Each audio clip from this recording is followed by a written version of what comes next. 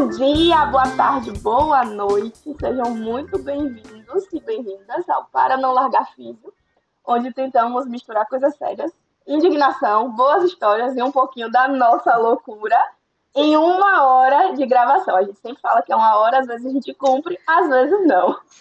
É um grande desafio para a gente que é tagarela, não é mesmo? Nosso propósito aqui, gente, é inspirar vocês, estudantes de fisioterapia e fisioterapeutas, a se apaixonarem pela nossa profissão, né? Mostrando aí um pouquinho das vivências e experiências do nosso universo com profissionais maravilhosos. Já me senti aí nessas maravilhosas, já me achei já. E hoje, como convidada especialíssima, nós vamos conversar com Tatiane Maíta. Tati, aqui a gente deixa a pessoa livre para se apresentar da forma que achar melhor. Então, você gostaria de se apresentar? Fique à vontade. Eu me apresento, sim, claro. Então, eu sou Tatiana Maíta, eu sou fisioterapeuta. Eu sou fisioterapeuta há 27 anos. Há 27 anos, acho que eu sou mais velha, né? Eu acho que o tempo que eu trabalho, você não tem nem de idade ainda, né, minha? Né? Então, eu sou fisioterapeuta há 27 anos.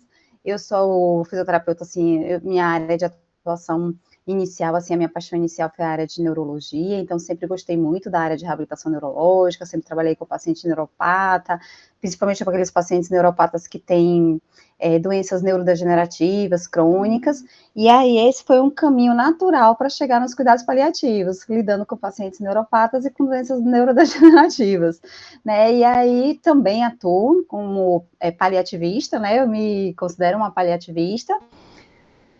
Atuo na docência também, eu sou professora há mais de 20 anos, né? Sou professora em graduação e pós-graduação há mais de 20 anos. E hoje, aqui, né, com vocês, eu espero contribuir, né? E falar um pouco mais do meu percurso, do meu caminho. Quem sabe, né, engajar, inspirar mais pessoas na nossa atuação profissional. Com certeza. Bom, para começar, a gente já quer saber logo como que você chegou na fisioterapia, como é que você escolheu a fisioterapia, sei lá que escolheu, como é que foi essa paixão inicial pela profissão? Pela fisioterapia, então, eu tenho família, parte da minha família mora no Ceará. E eu sempre gostava de passar férias lá, as férias em Fortaleza eram maravilhosas. E eu tenho uma prima, né, mais velha, que era fisioterapeuta, então fazia parte do meu roteiro de férias, quando eu ia para as férias dela, acompanhá-la na clínica, né, e ela atendia normalmente bebês, ela trabalhava com estimulação precoce. E eu achava aquele universo encantador, encantador. Então, e ela trabalhava num consultório onde trabalhava com a físio, tinha fono, tinha terapeuta ocupacional, e eu via que elas se reuniam, que elas discutiam, e que elas alinhavam um plano de cuidados, e que cada uma contribuía, e eu achava aquele universo, assim, muito, muito interessante. Então, eu me lembro, assim, que comecei a passar férias lá, acho que a partir dos 12, entre os 12 e os 16. Quando eu resolvi fazer fisioterapia, inclusive, eu estava no segundo ano colegial, nem sei como é que é, acho que ainda é o segundo ano colegial. Aqui em Salvador ainda não tinha o curso de fisioterapia. A Baiana tinha fechado a faculdade há 13 anos, estávamos sem curso de fisioterapia. Eu já estava de malinha pronta para fazer vestibular no Ceará. E aí, quando eu estava no segundo ano colegial, reabriu o curso da Baiana, né? E aí, em seguida, reabriu o curso da Católica. Então, quando eu entrei no terceiro ano, que eu já estava decidida que eu ia fazer fisioterapia, já tinha o curso de volta. Já tinha o curso de volta. E foi assim que eu me encantei pela profissão. Ai, que legal. Então você tinha um exemplo não só de fisioterapia, como de trabalho multidisciplinar. Trabalho multi. Então, sempre me encantou a possibilidade do trabalho multi. Eu entendo o trabalho do fisioterapeuta, eu acho que uma coisa muito importante da gente registrar, fomentar, finalizar, que eu acho que a gente precisa trabalhar multi. A gente precisa, né, construir os saberes, todos os olhares importam, e todos os olhares, eles se a gente conseguir convergir, só quem ganha com isso é o nosso doente, né, é o nosso paciente. Então, trabalhar de forma isolada nunca foi uma possibilidade para mim. Então, sempre priorizo o trabalho que contempla vários saberes. Então, quer dizer que você já ingressou na fisioterapia, assim, apaixonada, né?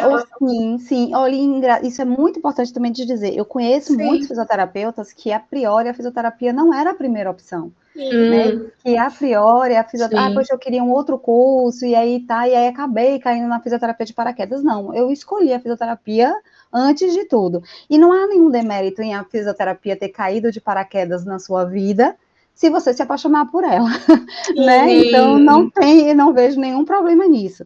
O que eu vejo problema é a gente se contentar com pouco, né? Eu vejo o problema em a gente não... imagine, eu passo mais tempo trabalhando do que eu vejo meus irmãos. E precisa mover a alma, precisa alimentar a alma, precisa nutrir a alma da gente. Então, nenhum trabalho que não nutre nossa alma não vale a pena.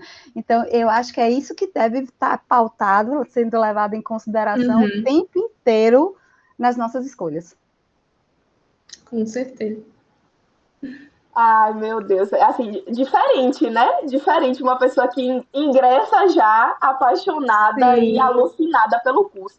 Mas assim, tá, teve algum momento na sua graduação, especificamente, que você falou assim, porque às vezes a gente se apaixona por coisas, não somente pelo curso, mas por coisas diversas na vida. E Sim, chega um momento que a gente fala assim, poxa, estou no lugar certo. Durante a sim. sua graduação, teve algum momento assim que você falou assim, estou aonde eu deveria estar?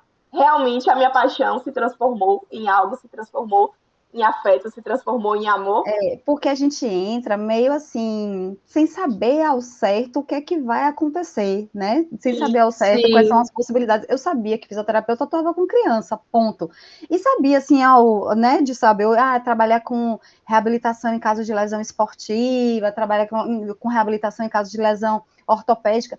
O que eu acho que me encantou foi a possibilidade do cuidado, né? Então, assim, eu via que, de fato, a nossa profissão nos dá a possibilidade de servir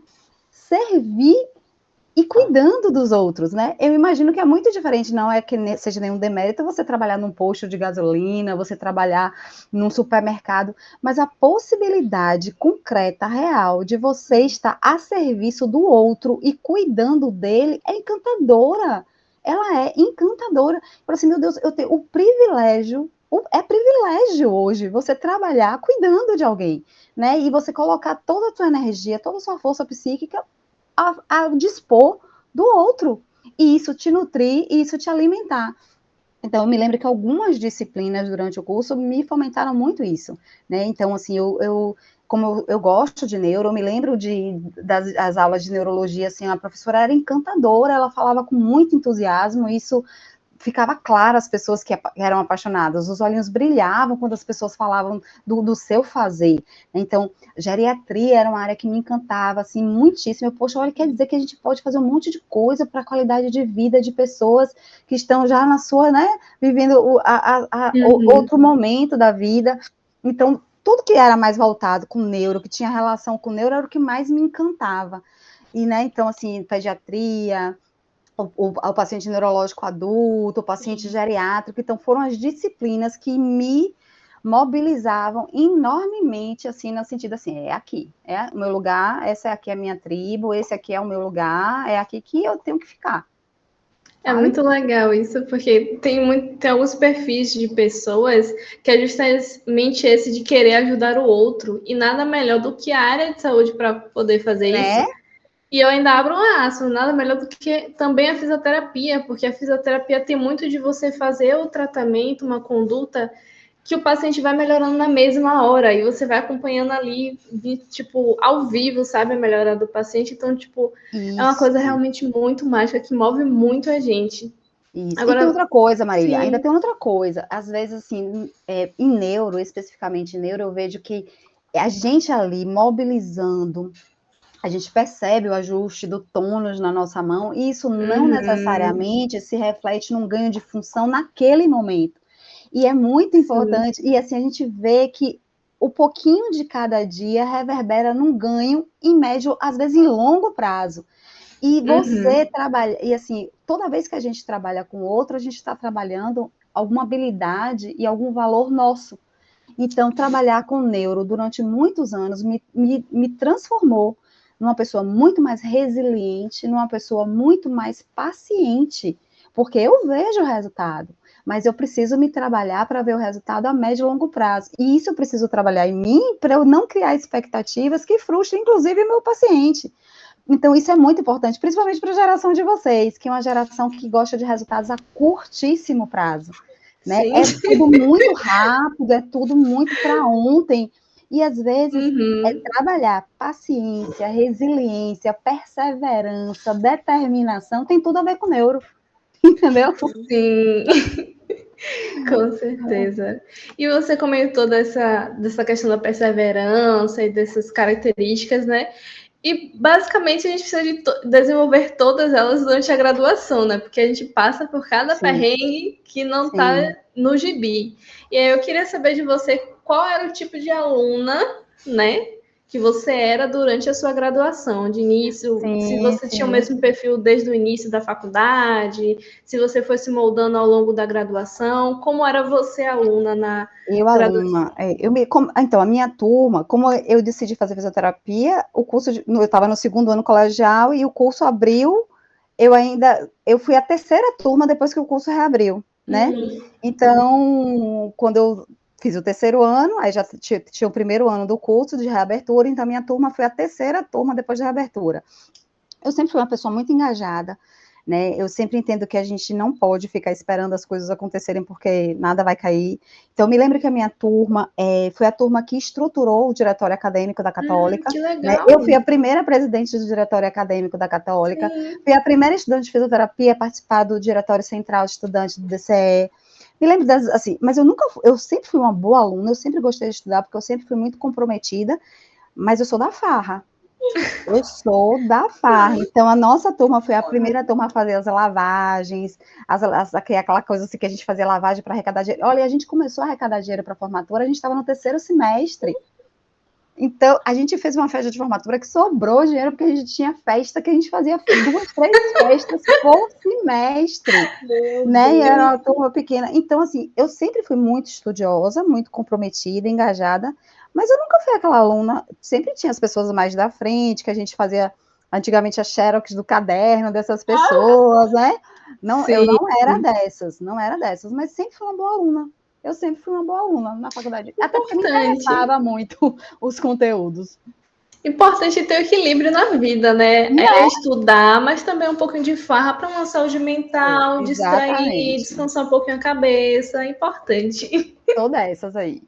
Ai, gente, e é muito engraçado, né? A gente vê que o perfil, Mari, das pessoas que a gente costuma se relacionar, pelo menos eu e Mari, é sempre Sim, voltado para o engajamento da fisioterapia. Mesmo que tenha sim. sido em uma parte da vida, ou às vezes até continua sendo até o momento. É engraçado ver como a gente se identifica uns com os outros, né? E se aproxima uns dos outros. Isso é muito bacana de saber. Não sabia que você tinha se envolvido com o diretório acadêmico nem nada. Que Sempre massa fui, saber. sempre fui, sempre fui. Quase me candidato para um cargo político, mas eu pensei mesmo.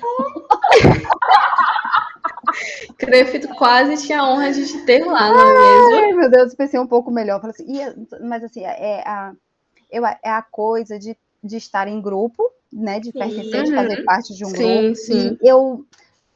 essa minha veia, assim, eu canalizei para a educação. Então, meu Sim, grande mote hoje, onde eu trabalho isso, é dentro da Uhum. educação, né? E entendo educar como uma essência da palavra, na etimologia mesmo da palavra. Educar significa eduzir, é tirar de dentro o seu melhor, né? Não tem nenhuma relação com te encher de conteúdos, ao contrário. Educar é tirar de você o melhor que você pode dentro da sua essência. Então, eu acho que o papel de educador para qualquer profissional de saúde, ele está colado. Não tem profissional de saúde que não seja educador. sim, Todo profissional de saúde, ele é educador por essência. E você sim. ter a possibilidade de fazer disso um instrumento de trabalho, sistematizar, trabalhar isso em sala de aula, um outro prazer. Então, de uma forma geral, hoje as coisas que eu faço me dão muito prazer, né? Dentro da construção do meu trabalho. E falando das coisas que você faz, eu queria saber de ti, assim, qual foi a primeira vez que você ouviu falar sobre cuidados paliativos? Se foi dentro da graduação, se foi fora, como é que foi isso aí? Não, na graduação, imagine, 25 anos atrás, eu acho que o termo foi cunhado aqui para o Brasil, chegou aqui, não tem 20 anos, né? Então, cuidados paliativos entrou principalmente quando eu comecei a trabalhar com esses pacientes neuropáticos, doenças neurodegenerativas, que iam para casa, iam para o atendimento domiciliar, saíam do hospital. Normalmente, eu conhecia esses pacientes no ambiente hospitalar, eles gostavam, poxa, você pode dar continuidade ao atendimento para mim em casa, e eu atendi eles em casa. E aí, com o avançar das doenças, eles iam precisando de mais coisas, né? E aí, eles iam precisando de fono, eles iam precisando de curativo, eles iam precisando de enfermagem, eles iam precisando de outras coisas, e aí eu comecei a ver, poxa, como é o serviço de atenção domiciliar na cidade para dar suporte a esses pacientes? E aí eu entrei primeiro no contexto da atenção domiciliar, eu já dava aula, e um dos colegas que era professor comigo tinha uma home care, e ele falou assim, poxa, olha, na época, além de dar aula, eu coordenava um curso. E ele, poxa, você tem habilidade para coordenação, venha coordenar minha equipe de fisioterapia. Sim. E aí, primeiro eu entrei na atenção domiciliar nesse contexto de coordenar uma equipe de fisioterapia. Sim. E aí, dentro do contexto, a gente começou a trabalhar com a equipe multi e chegou uma médica que tinha acabado de fazer uma formação em cuidados paliativos e ela começou a promover umas discussões que a gente falou assim, é mesmo? Faz isso, né?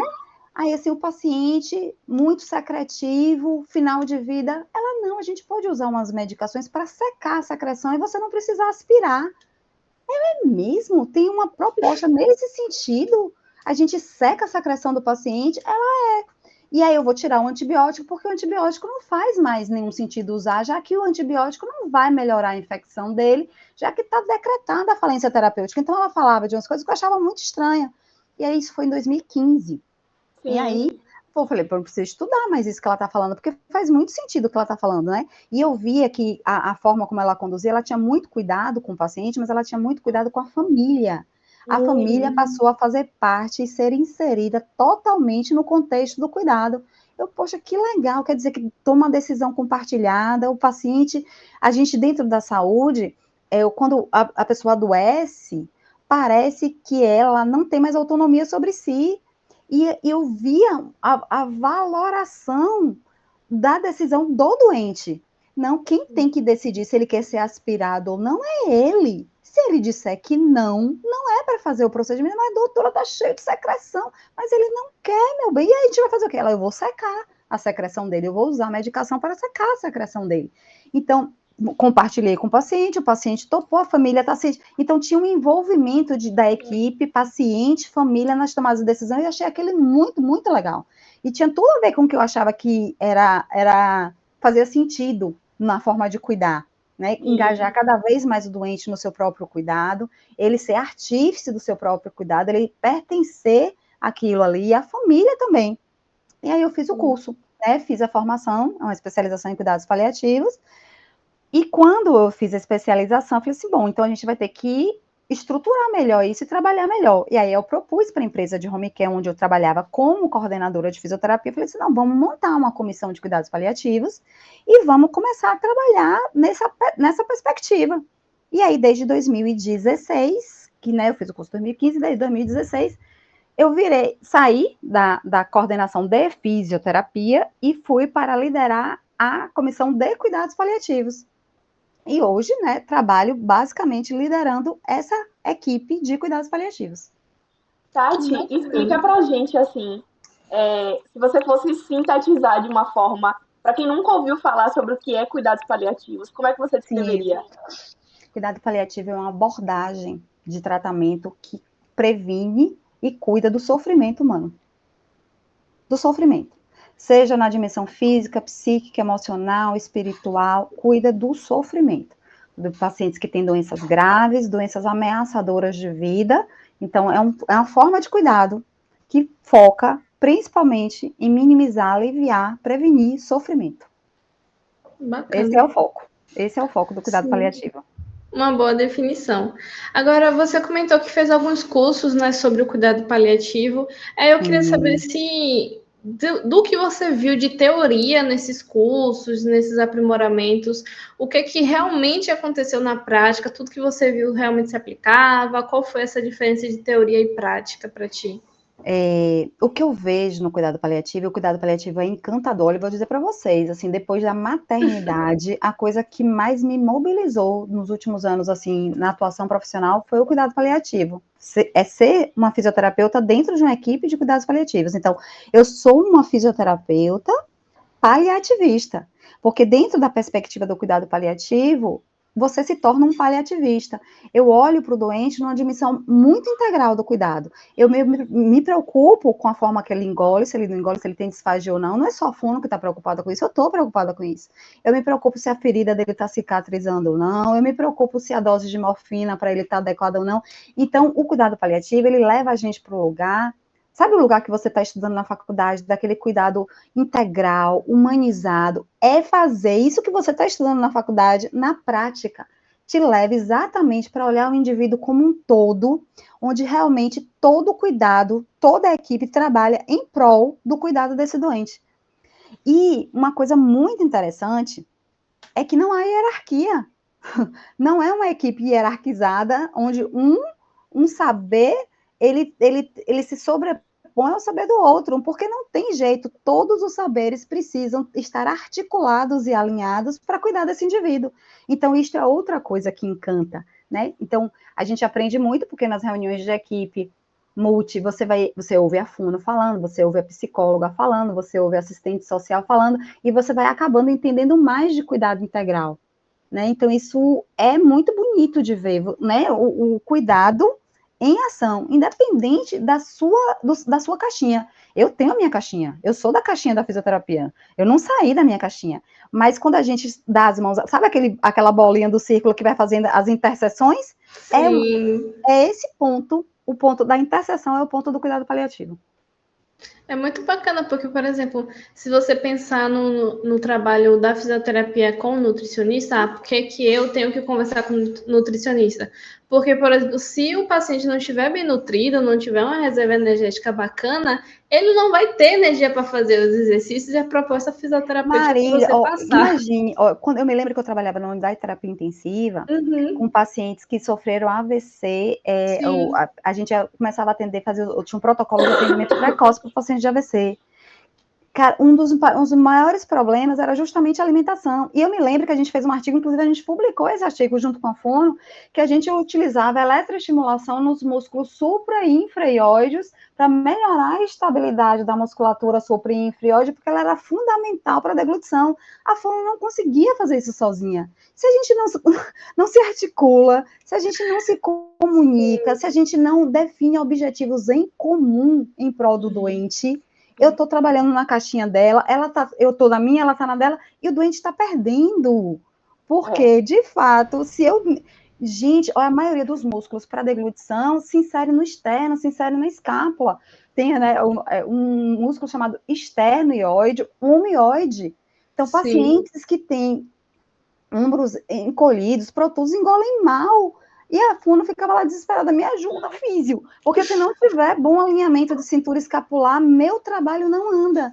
Então, já imaginou, como é que pode eu trabalhar e eu não conversar com os outros profissionais que atendem meu doente? Uhum, Não isso tem fica como. com certeza. Né? E aí Uhum, fica aquele realmente trabalho segmentado, que às vezes o seu trabalho não anda porque você está trabalhando com um objetivo, outro profissional de outro objetivo uhum. totalmente distinto, e às vezes diverso do que você quer. Então, uma das habilidades mais importantes para o fisioterapeuta é a habilidade de se comunicar e de ter uma relação interpessoal muito positiva com os outros membros da equipe multidisciplinar. E Uhum. isto em prol do doente. Bota seu ego no seu bolso, né, sua vaidade no seu bolso e Sim. vai conversar com todo mundo que atende o doente, porque é em prol do doente. É engraçado você comentar isso. Engraçado não, né? Mas enfim. Porque hoje mesmo eu tinha visto no Instagram uma publicação de um fisioterapeuta que colocou uma postagem tipo assim: fui paciente hoje e a experiência foi horrível. Porque ele foi fazer um exame onde o médico ele entrou na sala para fazer, acho que foi o eletrocardiograma. E aí deu bom dia, o médico não olhou para a cara dele, não respondeu. Ele sentou na maca seguindo as orientações da enfermeira. O médico começou a fazer o exame, não explicou nada, não falou nada, nem se dirigiu a ele. E aí terminou o exame e ele também não falou nada, não deu nenhum papel para ele se limpar, para tirar o gel, né, dos exames, e ficou esperando a enfermeira entrar para poder terminar a consulta. E aí ele fala, né, que enquanto o paciente ele se sentiu horrível, se sentiu muito mal naquele ambiente que foi colocado, né? Sim, maltratado. Chega a ser, de certa forma, uma violência.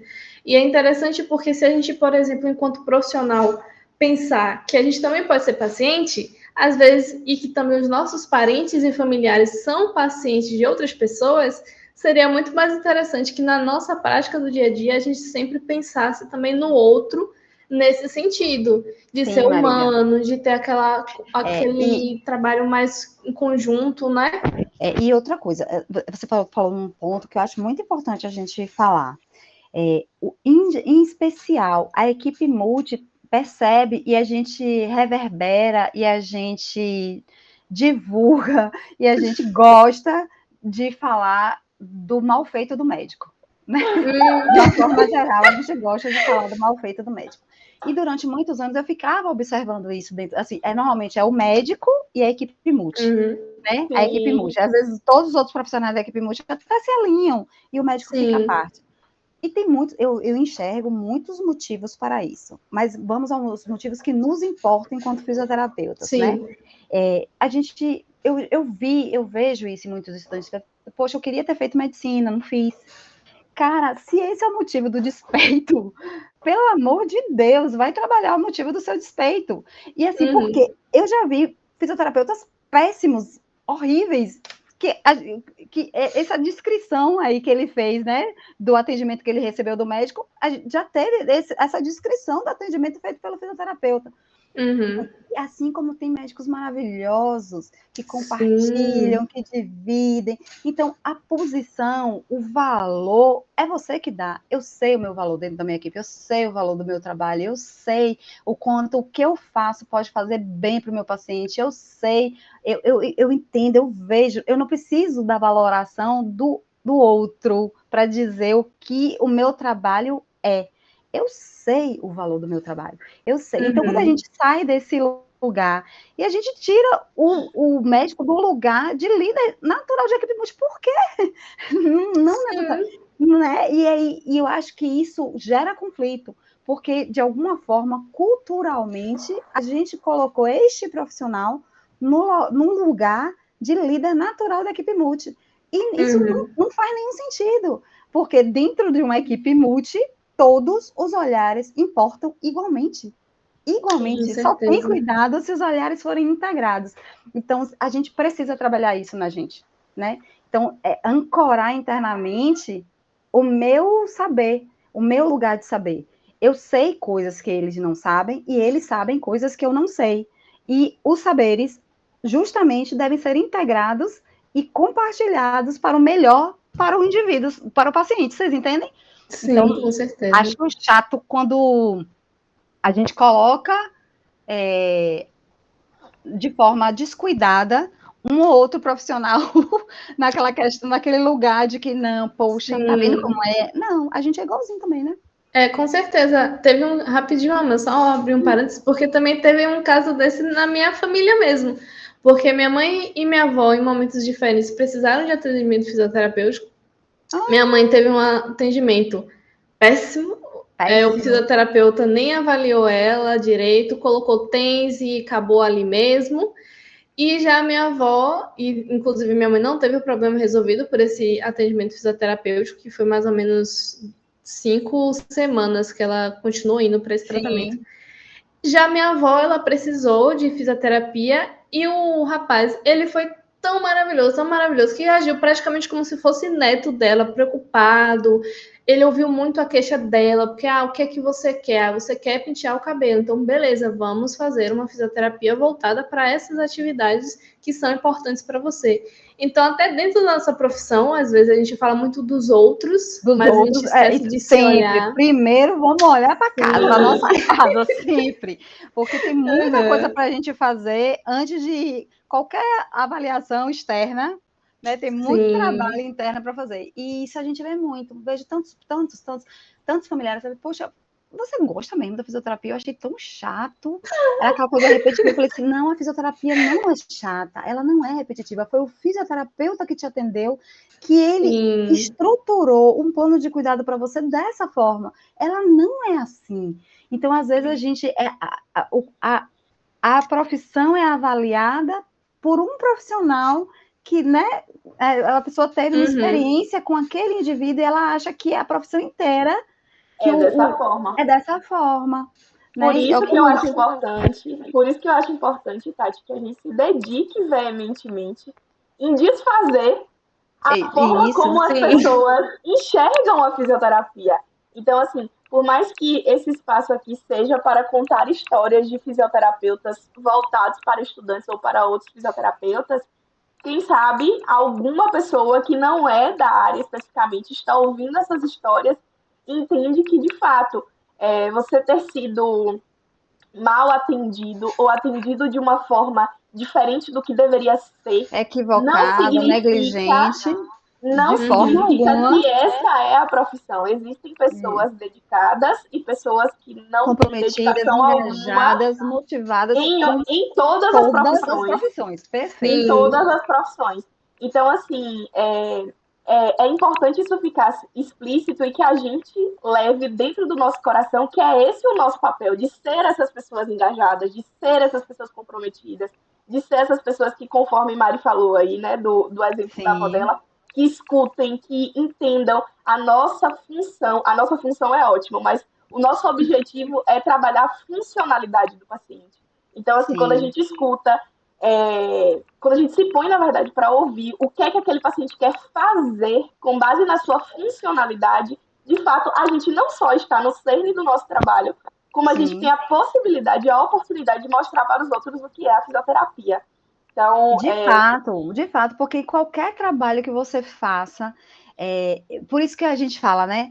A gente investe muito tempo, às vezes, na nossa estruturação, no investimento no nosso currículo, na formação técnica da gente, né? Nas nossas hard skills, assim, cursos que nos instrumentalizam. Isso é importantíssimo. Você precisa estar estudando sempre, você precisa estar sempre. Mas eu vejo que, às vezes, o fisioterapeuta, ele não investe na mesma proporção no desenvolvimento das suas habilidades relacionais, socioemocionais, que são tão importantes quanto as suas habilidades técnicas. Quantas vezes a gente já foi atendido por profissionais que foram indicados, assim, olha, é um excelente profissional, mas o cara não olhava, não conversava com você, não interessa, não adianta, não pluga, não dá match, você não confia.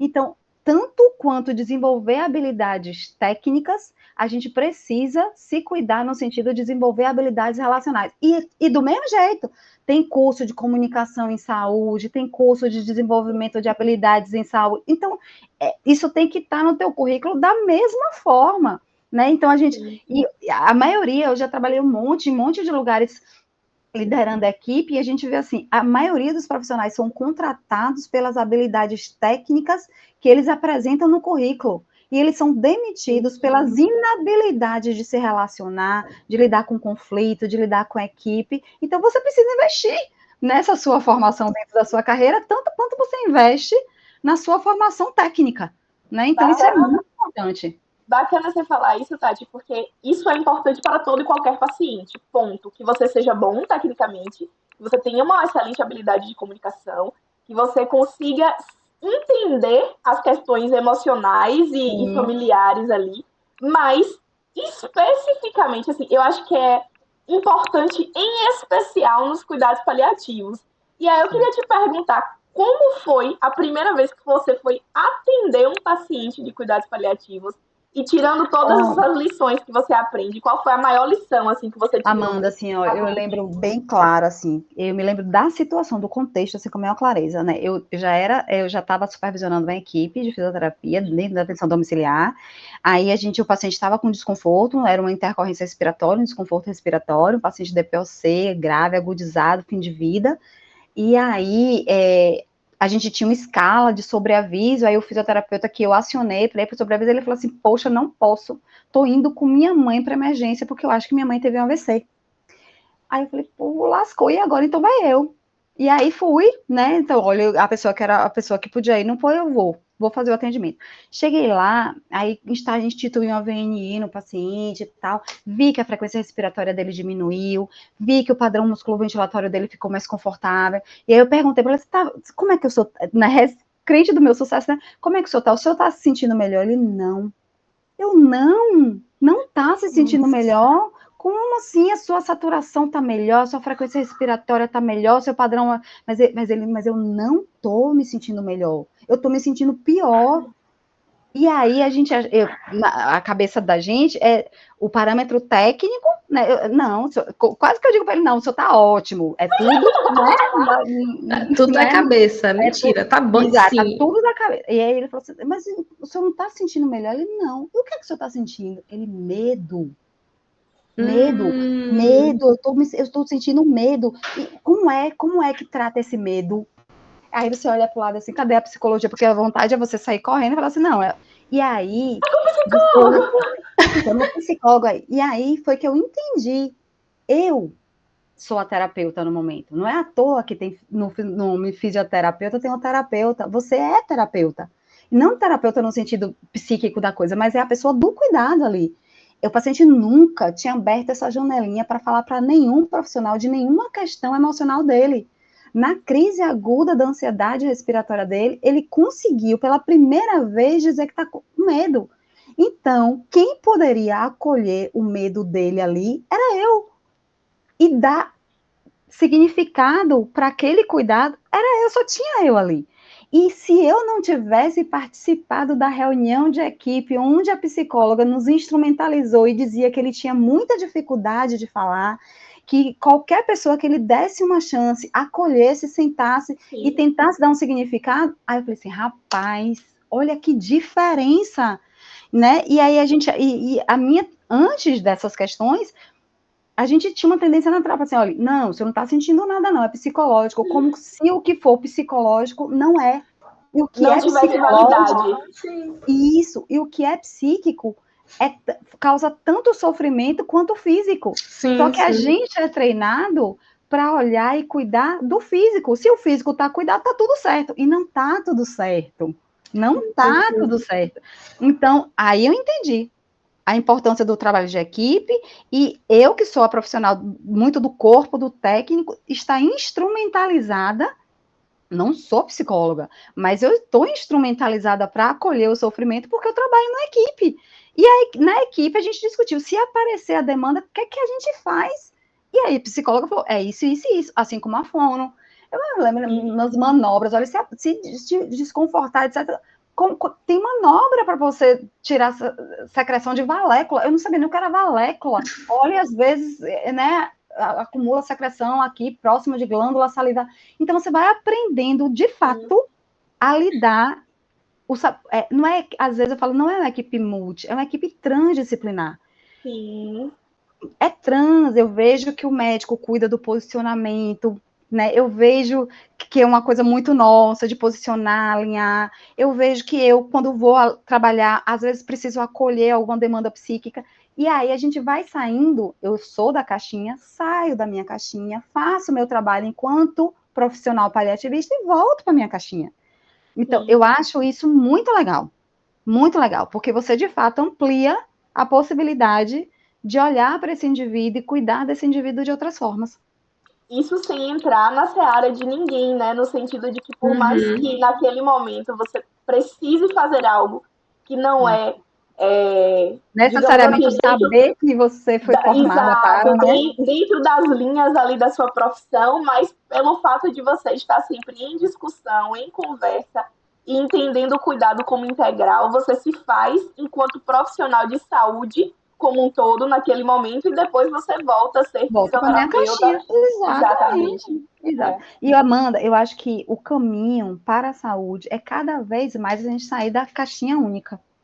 Eu acho que quanto mais a gente tiver um olhar ampliado, mais saberes da minha caixinha de fisioterapeuta, eu não preciso, olha, eu não deixo de ser fisioterapeuta, mas eu fiz um curso de psicologia analítica, eu não deixo de ser fisioterapeuta, mas eu faço um curso de filosofia, porque isso me instrumentaliza enquanto profissional de saúde para eu ter um cuidado mais consistente, mais robusto, que me dê mais ferramentas para o meu atuar. Sim. Entende? Então, essas coisas só se somam. Então, e outra coisa que eu já aprendi, não tem assim, porque você é um excelente profissional, mas é uma pessoa péssima, não tem isso. Você é um bom profissional, quanto melhor pessoa você for, melhor profissional você vai ser, porque você é você. Sim. Então, você desenvolver valores, você desenvolver virtudes, você está preocupado com o seu desenvolvimento enquanto gente te torna uma pessoa melhor. E você, sendo uma pessoa melhor, você vai ser um fisioterapeuta melhor. Ponto. Não tem meio termo, entenderam? É assim.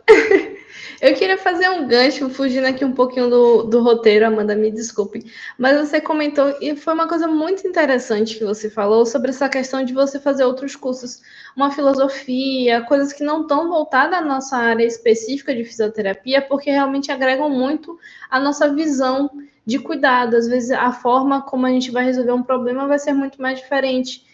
E aí eu percebo muito, por exemplo, quando tem outros, porque na UNEB de vez em quando aparecem pessoas que se graduou em uma coisa, engenharia mecânica, e foi fazer fisioterapia, e no meio de tudo conseguiu misturar as duas profissões e tirar uma produção muito bacana de cuidado através daqueles dois conhecimentos que foram se interrelacionando, né? Porque também vale lembrar que a gente tem vida para além da fisioterapia e que elas também estão presentes na fisioterapia. O que a gente aprende fora, se você, por exemplo, sabe tocar um violão, eu vi que tem uns violões aí atrás, né? Se você sabe tocar um violão, então você já traz a música para sua terapia. Então, isso tudo. E isso tudo, Marília, agrega valor ao seu trabalho como profissional de saúde. Te diferencia bastante também. Exatamente. E outra coisa que a gente precisa aprender eu sou fisioterapeuta, eu não vou deixar de ser fisioterapeuta, mas eu posso ser mais coisas. Mais coisas ao longo da minha vida. Então, você vai agregando formações. Então, poxa, eu fiz uma formação em psicologia analítica, desenvolvimento humano, desenvolvimento de grupos, e uso, por exemplo, eu nas minhas reuniões de equipe, com a minha equipe, faço questão, eu lidero um grupo, eu tenho que cuidar do meu grupo. Como é que eu cuido do meu grupo? Então, olha, a gente começa as reuniões, a gente respira um pouco, alonga um pouco, faz alguma técnica de meditação, faz algum tipo de alongamento. Isso da fisioterapia vem da fisioterapia.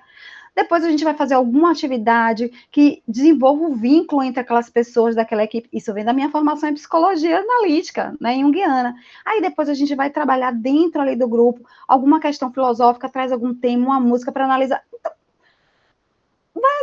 por que uma coisa precisa deixar... Para eu ser uma coisa, eu tenho que deixar de ser outra? Sim, era isso até que eu ia te perguntar, né? Se tinha outras coisas que você fazia que não tinha nada a ver com a fisioterapia, por exemplo, que você sentiu que deu um apoio em algum momento na sua atuação fisioterapêutica. Eu acho que é muito do mundo moderno essa coisa de ter segmentado o profissional de saúde e colocado ele em partes. Não. Né, de Descartes. Hipermédia especialização. A gente vai fundo, assim, e vai fundo no sentido de que às vezes a gente se afunda, porque às vezes a gente vai só fica olhando aqui para um lugar que às vezes a gente perde a capacidade e a habilidade, inclusive, de direcionar o nosso paciente para um serviço que ele precisa. Sim, então, assim, a gente tem uma definição que eu gosto muito, eu não lembro de quem fala sobre o conhecimento em T, né? Se usa um conhecimento superficial, mas eu não acho que seja superficial. Eu acho que você pode ser bom em várias áreas e você tem a profundidade em uma área específica. Então, para a gente que forma fisioterapeuta, a nossa profundidade é na É fisioterapia. aqui, minha Exatamente. âncora é nesse Uhum. lugar, Nesse lugar. certo? Nesse lugar. E isso é importante, porque às vezes, para a gente não. Principalmente como a gente está falando para várias pessoas que estão em formação, a gente tem que ter esse cuidado. Não é para você ficar superficial em tudo, Sim, saber de tudo um pouco superficial. Não, aqui é o seu lugar. Coloque sua âncora, aprofunde seu estudo. Mas isso não quer dizer que você não possa se relacionar com outros saberes que podem deixar, inclusive, a sua âncora mais consistente. sim, Mais consistente. Sim. Então, eu não acredito mais no cuidado segmentado. Olha, minha parte é cuidar do seu corpo físico, do seu músculo, da sua articulação, do seu tendão. Não, porque o músculo, a articulação e o tendão daquela criatura sofrem influência das questões psíquicas dela, sofre influência das questões energéticas dela, sofre influência das questões espirituais dela. Isso não quer dizer que eu dê conta de todas as dimensões dela, mas eu estou atenta, eu estou sim. muito atenta às outras dimensões dela. O que eu puder ancorar de cuidado em outra dimensão, eu ancoro. E o que eu não puder ancorar de cuidado, vem cá, eu tenho um profissional aqui na minha equipe que vai ajudar você. Né? Então, por isso a importância, senão a gente nem enxerga essa necessidade. E aí a gente fica tratando o corpo físico, o corpo físico, o E corpo ele físico não daquele indivíduo, melhora. e ele não melhora. Aí você se Sim. você frustra ele. Não, cara, não tá na hora. Agora a gente vai dar até uma pausa aqui no seu tratamento do corpo físico, você precisa tratar outras coisas também. Então, eu tenho que ter essa sensibilidade, a maturidade e o olhar ampliado. E só é capaz de fazer isso se você conhecer as outras possibilidades de cuidado. Por isso que é muito importante trabalhar em equipe. Muito Uhum. importante trabalhar em equipe. Entendem, meninas? Com Tati, você certeza. como profissional da área de saúde, né? E aí você fala muito sobre esse papel nosso enquanto profissional de saúde também de educar, educar a família, educar até o próprio paciente com relação a o que é que ele está passando, como é que ele está vivendo aquele momento ali, que é um momento dele especificamente, por mais que a gente esteja ali interferindo ou não interferindo, dando um Sim. suporte ou não, ou o suporte que a gente dá não é um suporte necessariamente intervencionista. Eu queria saber assim de você, nesse lugar, qual é a maior lição que você leva para sua vida pessoal? Amanda, olha, educar. E a gente fala de educar e a gente fala de educar o paciente, família, mas a gente educa muito também os outros membros da equipe, né? Os outros profissionais da Sim, equipe. E quando a gente fala assim, né, do cuidado paliativo, dos pilares do cuidado paliativo, da necessidade da gente estar atenta a educar, eu acho que a pessoa que mais é educada sobre os valores do cuidado sou eu. Quem mais ganha quando eu tô lá na lida com a equipe, com o paciente, com a família. A gente ainda falou disso, Amanda, um dia desse, quando a gente estava naquele projeto para a praia, esse um sol danado, a gente passou a manhã inteira com o paciente, segurando o paciente, aí a gente falando assim, e eu falando para Amanda, a gente acabou assim, falando, Amanda, olha como ele está feliz, olha como o paciente está feliz. Ela falou assim, mas quem mais se beneficiou hoje de estar nesse projeto? sim. Fui eu, né? Quem mais ganha? Então, assim, tem um textinho, não sei se vocês conhecem aquela paliativista super famosa, Ana Cláudia Quintana, que fala, ela tem um livro, A Morte é um Dia que Vale a Pena Viver, Sim, e sim. nesse livro ela cita uma pesquisa feita, e essa pesquisa me educou, assim, profundamente, né, foi um divisor de águas, assim, para mim, e ela fez uma pesquisa, lá tá os dados de uma pesquisa feita por uma enfermeira, que ela entrevistou não sei quantos, foram muitos, muitos pacientes no fim da vida. E aí ela, nessas entrevistas de pacientes em fim de vida, ela perguntava para eles quais eram os maiores arrependimentos dele. Eles estando ali no fim de vida, o que que eles fariam de diferente? De que eles se arrependem, né? O que que eles se arrependiam de ter feito ou de não ter feito? E aí ela compilou e fez assim, ela publicou os 5 maiores arrependimentos das pessoas que estão no fim da vida. Isso me educou profundamente. Olha qual é o primeiro maior arrependimento de quem está morrendo, né? É não ter sido fiel a si mesmo. É ter sucumbido à sociedade, à cultura, às necessidades do outro em detrimento da sua. Então, Isso para mim foi muito educativo. Primeiro é ser fiel a você, ter valores muito estruturados e ser fiel. Que se dane, o mundo está querendo que você faça isso, eu não vou fazer porque não é o que minha alma pede. Segundo, o maior arrependimento das pessoas, não ter expressado com clareza as suas emoções e seus sentimentos. Não ter dito eu te amo para quem ama, né? Não ter dito me desculpe para quem eu precisava pedir desculpa, né? Não, olha, eu me chateei com você, não gostei. Então a gente, né, expressar com clareza, com cuidado, com respeito, mas expressar suas emoções. Terceiro, trabalhar demais. O trabalho é uma dimensão muito importante da sua vida, mas é uma dimensão da sua vida, né? Então, olha, imagine, o terceiro maior arrependimento das pessoas que estavam na beira da morte foi eu trabalhei demais. Quarto, não cultivei os amigos. Perdi amigos que eram muito importantes para mim e eu não deixei passar. Perdi. E o quinto, perdi oportunidades, muitas de ser feliz.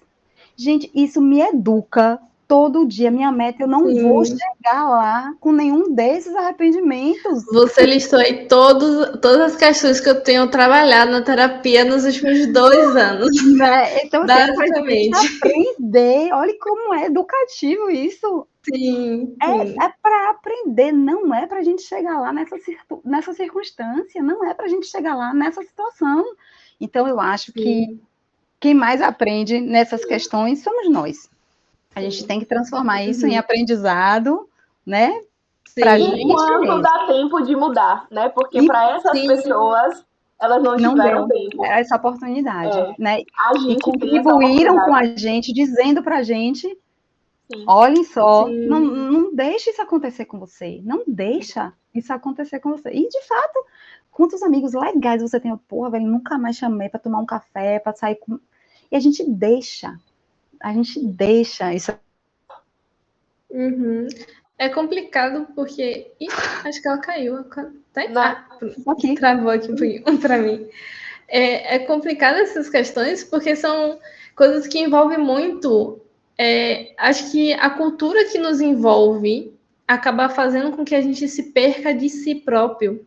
Isso. Porque tem tantas exigências, tem tantas histórias sendo contadas no Instagram que não condiz com a realidade e que faz você se sentir quase que obrigado a buscar aquela realidade que não existe. E aí você acha, por exemplo, tem um monte de gente aí que deu um boom de, nossa, milionários ensinando como economizar. Não viva o seu lazer se você não tiver uma reserva de emergência. Você tem que pagar suas contas. Para você ser milionário tem que ser X, Y, H, mas eu quero ser um milionário? Ou eu quero só ter um valor ali bacaninha de salário, onde eu vou conseguir me divertir sem ter muita coisa para me preocupar no trabalho, mas um salário bacana só para minha subsistência e aproveitando coisas menores, porque nem todo mundo tem essa necessidade de ter o último carro da geração, o apartamento super luxuoso não sei aonde, e às vezes a gente vê tanta essa informação que a gente vai se perdendo. E o que é de fato essencial, né? O que de fato importa? Eu estava lendo esses dias, é uma frase daqueles postzinhos que a gente recebe, né? Do Goethe, eu acho, ele falando assim, olha, tem eras em que você está na contramão, é exatamente estar no caminho certo. Então, na grande maioria das vezes, a maioria não está no caminho certo, minha gente, né? Então, assim, e tem que ter uma força moral muito grande para você falar assim, olha, é isto que eu quero. Eu não estou aqui, né? Eu vou fazer alinhado com o meu valor, com a minha alma. É difícil, viu? Você segurar a sua onda nesse sentido, assim. E isso não quer dizer que você não tem ambições. Eu vivo da fisioterapia, eu vivo como fisioterapeuta, comprei minha casa como fisioterapeuta, né? Tenho carro como fisioterapeuta. Não, como diz uma amiga, né? Você desperdiçou mesmo a chance de ser rica, né? Porque eu casei com fisioterapeuta. Meu marido é fisioterapeuta, então a gente mantém nossa casa, nossa filha, educa com a fisioterapia. É com a fisioterapia que eu vivo, né? Então, dá para viver, gente, dá para viver bem de forma digna, né? E eu acho que a mensagem mais importante, além de viver bem, de forma digna, é de você fazer um trabalho com alma, né? Sim. Você colocar alma no seu trabalho. É muito triste Sim. ver uma pessoa que trabalha sem alma, né? De que Uhum. tá ali no dia a dia, se arrastando no trabalho, Nossa, reclamando o dia inteiro do que tá fazendo. Ai, que chato, ai, que pouco que eu ganho, ai, que meu isso, ai, que meu... Gente, né? Então, o que é isso? Então, Uhum. eu acho isso, se está acontecendo isso, está na hora de reavaliar contexto, né? E redefinir vida e prioridades. uma Sim. rota. Porque Exato. isso também acaba reverberando na sua relação com o paciente, né? Porque o paciente ele vai sentindo a sua, de certa forma, personalidade de forma diferente. E aí eu queria já aproveitar isso para puxar, né, um gancho para a próxima pergunta que a gente tinha separado aqui, que seria justamente isso, né? Como era a sua relação com seus pacientes? Como era, não, né? Como é a sua relação com os pacientes? Se você tinha muito contato com eles para além da fisioterapia, e se tinha, de certa forma, alguma afetação mais profunda o seu contato com eles, né, durante o seu trabalho. Olha, hoje eu tenho menos contato com pacientes, eu trabalho muito mais no bastidor do cuidado, né? E eu entendo, né, como muito mais na gestão do cuidado do que na Sim. execução assistencial do cuidado propriamente dito. E aí você fala assim, isso te afeta? Não, isso não me afeta, porque eu sei do meu lugar de cuidadora enquanto fisioterapeuta. E onde eu estiver atuando, esta cuidadora que me habita enquanto fisioterapeuta vai estar atuando, né? Então, tô aqui, alguém fala assim, você sabe algum ponto de acupuntura para não sei o que, não sei o que, não sei o que lá? Pera aí que eu vou olhar aqui, eu vou saber te dizer o ponto para não sei o que lá, não sei o que lá. Então, e ter esse lugar em você é muito importante, né? Isso é muito importante, porque às vezes você pode estar na assistência direta ao doente e você pode estar na assistência indireta ao doente. Então, se você trabalha numa área administrativa dentro da fisioterapia, numa área de gestão dentro da fisioterapia, é ainda fisioterapeuta. Você é uma Sim. cuidadora ali, né? E o seu olhar de fisioterapeuta vai fazer toda a diferença nessa gestão, nessa educação, onde sei lá que você está trabalhando na área de educação, de gestão e fisioterapia. Então, você está ali, mas você é fisioterapeuta. E eu acho não tem como você perguntou sobre o afeto, né, de você ser afetado. Sim. Cara, se você é um profissional de saúde, se você é um fisioterapeuta e você não se afeta com o sofrimento do outro, é você que está doente, certo? Quem está doente é você. Não tem esta possibilidade de você estar envolvido com o cuidado do outro e você não ser afetado por ele. Se você não é afetado por ele, você está doente. É você que está doente. Não quer dizer que você tenha que sofrer na mesma intensidade, mas você é naturalmente afetado pelo outro quando você se relaciona com ele, quando você está ali disposto a fazer uma conexão para o cuidado estabelecer. E cuidado só se estabelece com conexão.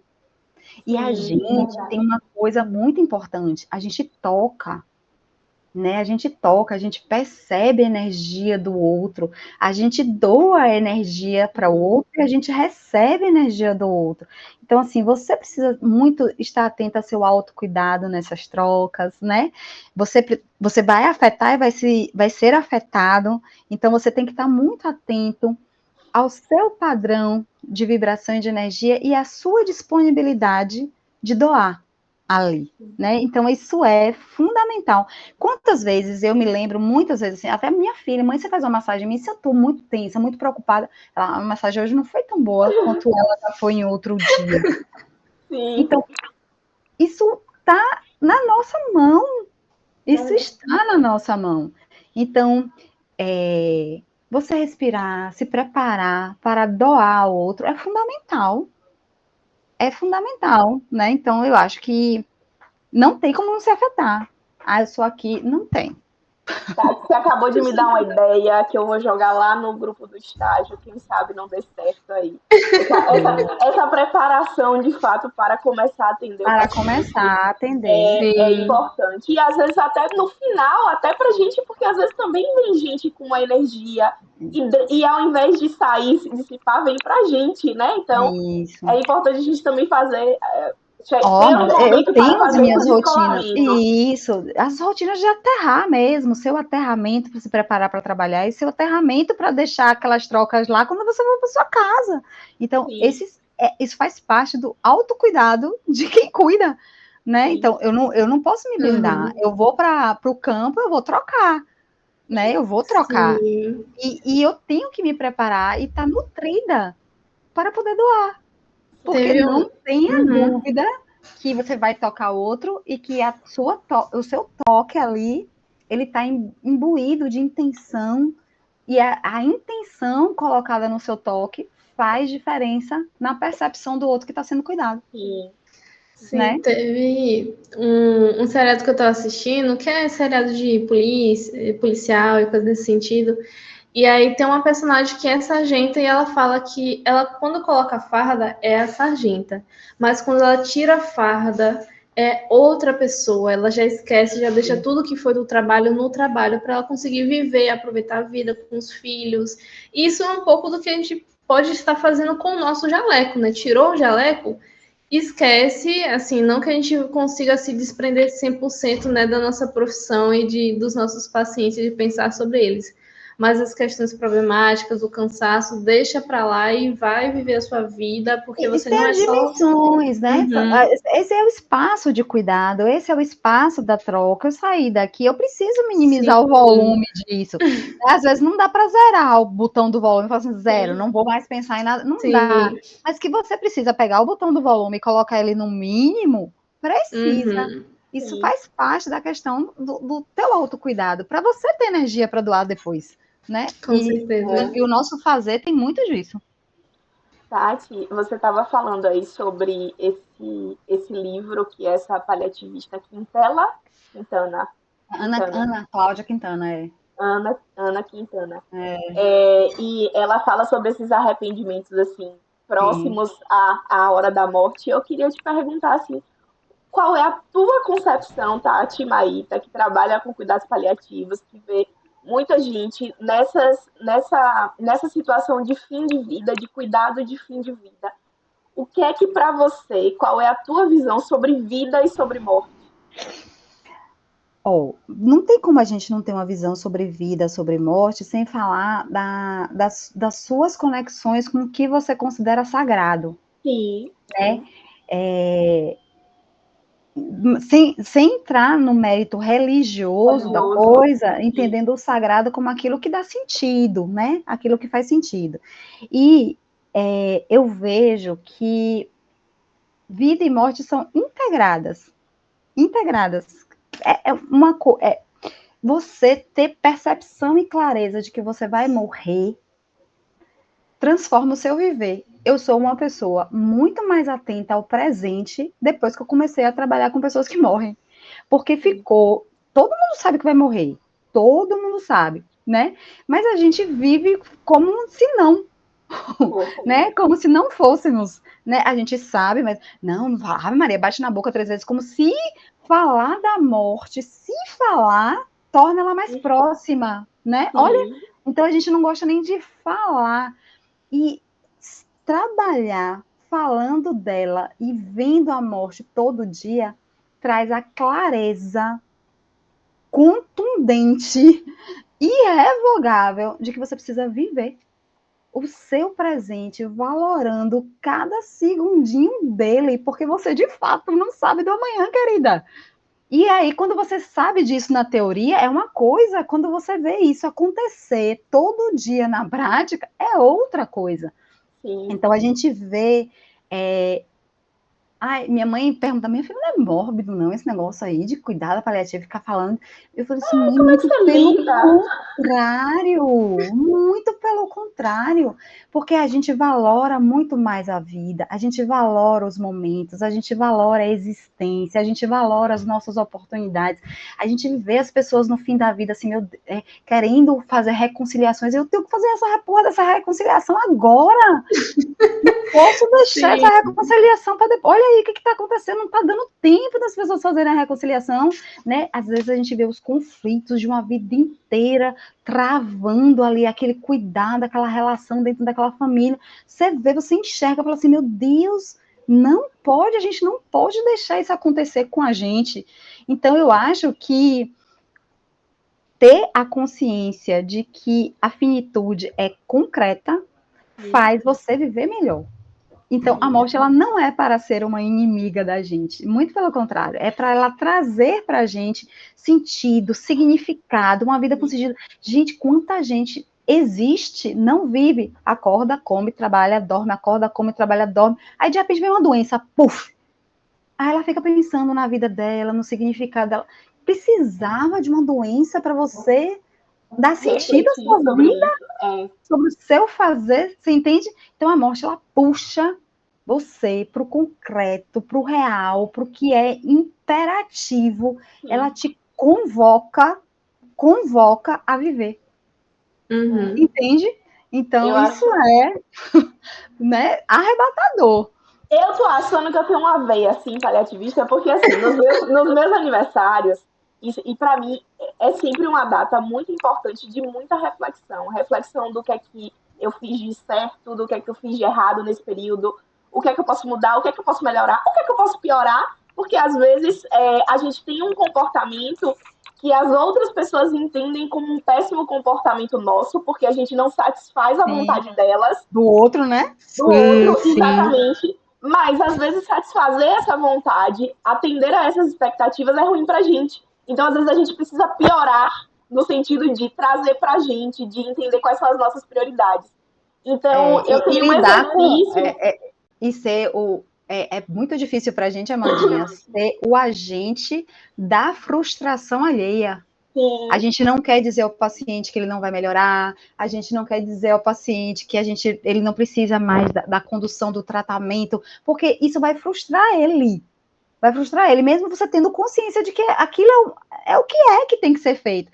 Então, isso aí que você está falando é importantíssimo. Você ter âncora interna para dizer assim, eu vou sustentar, meu bem, se você não gostou, poxa, eu fico sentida de você não ter gostado, mas é o que temos assim para hoje. Agora.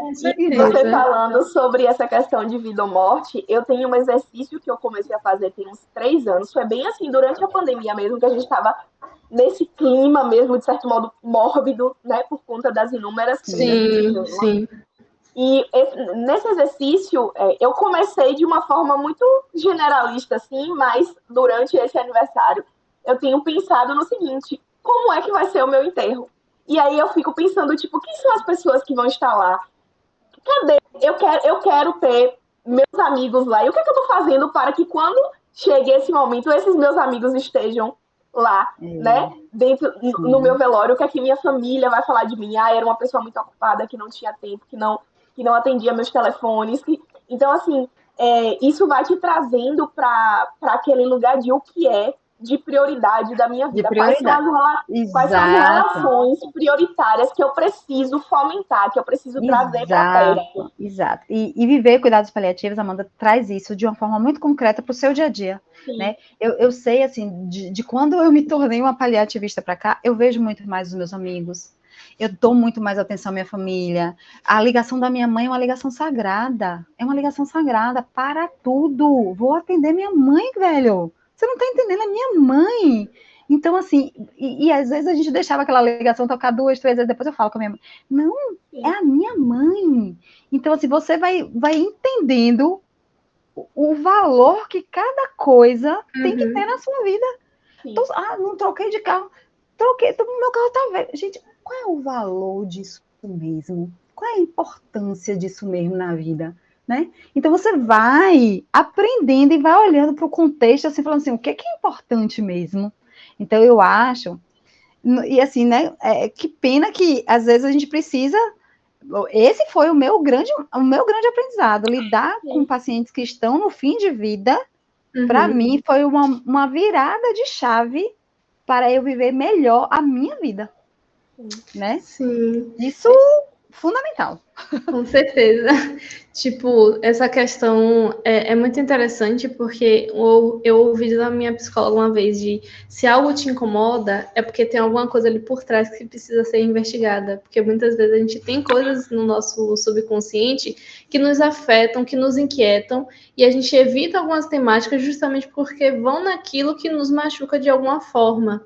Então, às vezes, falar sobre a morte acaba tocando em coisas que a gente nem sabe que existe e que Sim. precisam ser conversados porque a gente, uma vez que a gente se liberta de algumas amarras, a gente consegue viver a vida de uma maneira mais E tranquila. naturalizar, porque vai acontecer. Sim, Ou alguém tem dúvida que ele vai morrer, né? Alguém Não tem tem dúvida. dúvida. sim, Então, com assim, Não. certeza. isso precisa ser pauta, isso precisa ser falado de uma Aham, forma mais natural. Culturalmente, a gente tem um tabu envolvido com o contexto, sim, todo mundo acha as bastante. coisas muito mórbidas. E outra coisa, isso que você falou, assim, a gente evita falar e tal, é porque a gente evita o contato com o concreto de que a gente vai acabar aqui neste mundo. Sim, Isso, às vezes, é muito doloroso, principalmente para quem tem uma vida sem sentido, uhum, principalmente para quem tem uma vida sem significado. Que sentido vai ter depois que eu morrer? Então, assim, é o chegar lá que faz todo. Não, é o processo de viver Sim. uhum, que precisa ser significado no seu dia a dia. Então, quando você está muito distante das suas essências, quando você está muito distante do seu propósito, quando você está muito descolado do que essencialmente você gosta de fazer, do que você quer fazer, falar sobre o fim de vida é impossível, porque assim, né? Como é que eu vou trazer para a realidade algo Eu que vou morrer se eu nem vivi eu nem ainda. vivi ainda? sim, Exato, esse é o ponto. sim, Então as pessoas aham, evitam muito. E a gente vê isso, viu, Marília? Quem vive melhor, morre melhor. com certeza. Eu Morre queria melhor. aproveitar, Tatiana, para te perguntar, porque às vezes a gente envolvido não, né? Mas a gente imerso nesse mundo meio caótico, muitas coisas que para a gente era importante acabam deixando de ser importantes.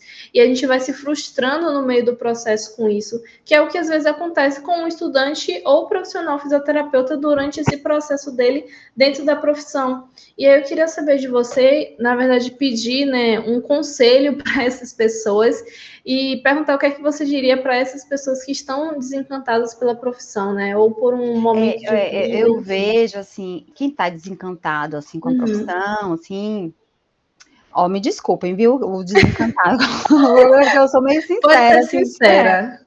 ele está desencantado consigo. Não é que ele está desencantado com a profissão, ele está desencantado consigo. Ele está desencantado com o que ele expectou, ele está desencantado com as expectativas que ele criou, que ele fantasiou. O mundo concreto, o mundo real é duro. É duro. Então, para você lidar, trabalhar como fisioterapeuta no país subdesenvolvido é duro, né? Trabalhar com saúde no nosso país é difícil. Então, assim, se você não é uma pessoa que tem âncora, que tem força moral, você se fragiliza com muita facilidade com muitas questões externas. Então, assim, o principal conselho é se fortaleça enquanto ser humano para enfrentar as batalhas de que é. Porque você acha que se você mudar de profissão vai ficar mais fácil, né? Então, assim, porque eu estou desencantado com a fisioterapia. Você vai ser advogado, vai ficar mais fácil para você? Então, assim, não é a falta de encantamento com a profissão que me assusta, é a falta de força para enfrentar as dificuldades inerentes ao processo de viver que me espanta. Me espanta. Né? E eu acho que a gente tem que se fortalecer para as batalhas da vida. Nada vai ser fácil, nada você vai conquistar com, né? É suor, é Com esforço. trabalho, é no corpo a corpo, é na dificuldade. Tudo vai ser assim. Tudo vai ser assim. Então, esse é um ponto. O outro ponto é avalie se você gosta de cuidar. Porque Sim, sim. às vezes você tem fantasias sobre o que é ser um fisioterapeuta que não estão relacionadas com o concreto. Então você gosta de cuidar de pessoas, você gosta de ficar ali cuidando delas, mobilizando, ganhando tônus, força, tirar a secreção, fazer um procedimento. Isso, quando você está ali fazendo, isso é prazeroso. Então, às vezes, a pessoa está desencantada com a profissão porque ela está desencantada com o fazer dela. Ela não se alinhou às vezes ela gosta da profissão na teoria, mas ela não gosta da profissão na prática. E aí, esse desencantamento está muito relacionado à sua falta de conhecimento sobre si mesmo. Você entende? Então, eu não entendo que o desencantar com a profissão tem relação direta com a profissão. Eu entendo que o desencantar com a profissão tem relação com você não ter desenvolvido as ferramentas necessárias para se identificar se você está alinhado com aquilo que você escolheu fazer. Sim. Então, porque, poxa, mas aí a remuneração, você acha que está todo mundo ganhando bem no país? Então, assim, a pessoa vai trazendo elementos externos que são comuns a todas as profissões. Por que ela vai trazendo e vai desvalorizando, desqualificando o fazer daquele grupo? Não é seu. Você entende?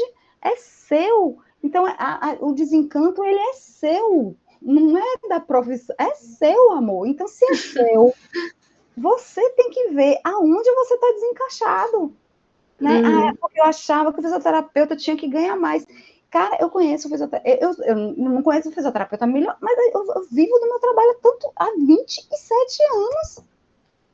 Entende? Então, mas eu queria ganhar muito mais. Então, o problema não é a profissão, é a sua expectativa com relação a um labor que você não está encaixado. E isso precisa ser reavaliado, isso precisa ser, né? Isso precisa ser ponderado. Isso tem muito a ver com seu autoconhecimento, sabia?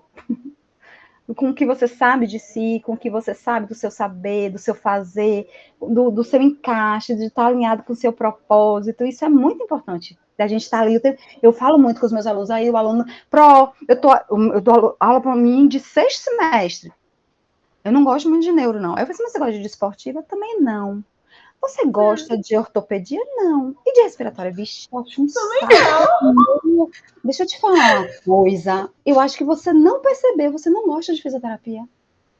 Você ainda não percebeu, mas você ainda não gosta. Olha como ele é desconectado. Ele tá ali estudando um monte de coisa que ele não gosta de estudar.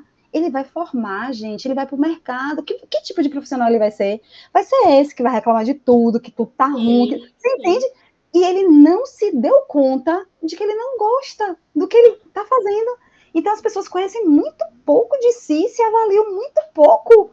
Aí eu falei assim, você já percebeu, que você já parou para pensar que aqui pode não ser a sua praia?